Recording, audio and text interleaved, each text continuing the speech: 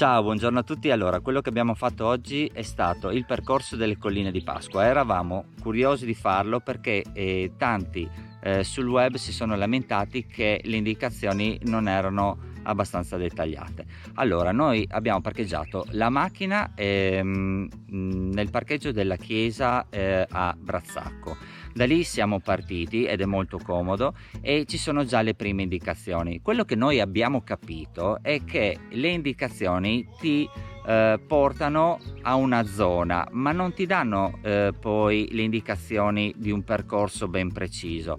Ti fanno arrivare fino alle colline, poi dalle colline ci sono vari percorsi che si diramano e sono tutti molto semplici e intuitivi, quindi non c'è in nessun caso la possibilità di perdersi. E la camminata dura circa un'ora o un'ora e un quarto, è molto piacevole e il paesaggio è veramente interessante perché si parla di un paesaggio collinare rurale. La gita a noi è piaciuta tantissimo, non è per nulla difficile, in zona ci sono tante osterie e ristorantini, quindi la si può abbinare a camminata più pranzo e vista la sua semplicità la consigliamo assolutamente a famiglie con i bambini.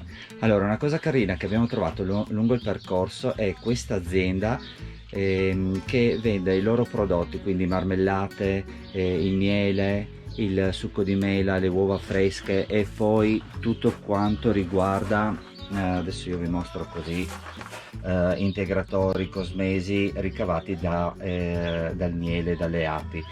Allora è molto bello perché questo banchettino qui è in esposizione esterno all'azienda e uno si può servire da solo. C'è una calcolatrice, c'è un taccuino per il resto, uno si fa il calcolo dei prodotti che vuole acquistare e fa il conto totale e dopodiché se li porta via lasciando direttamente qui i soldi ed eventualmente se sono in eccesso c'è anche la possibilità di avere un resto, quindi eccezionale, prodotti tipici friulani a chilometro zero lungo questo percorso che è stato veramente molto bello.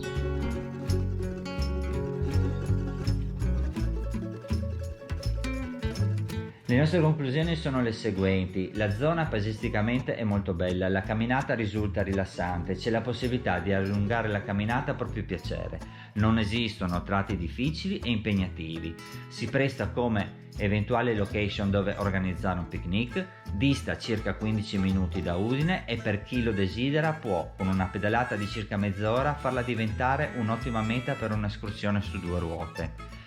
Con questo il nostro video finisce qui, noi speriamo vi sia piaciuto. Ora con il ripristino della zona gialla ricominceremo a girovagare per la nostra bella regione cercando di regalarvi nuovi video e itinerari dai quali voi potrete prendere spunto. Se desiderate non perdere quelli successivi iscrivetevi al canale, lasciate un bel like che per voi è un semplice gesto ma per noi è molto importante. Il video quindi termina, vi aspettiamo al prossimo, un forte abbraccio da Cristina e Gianluca.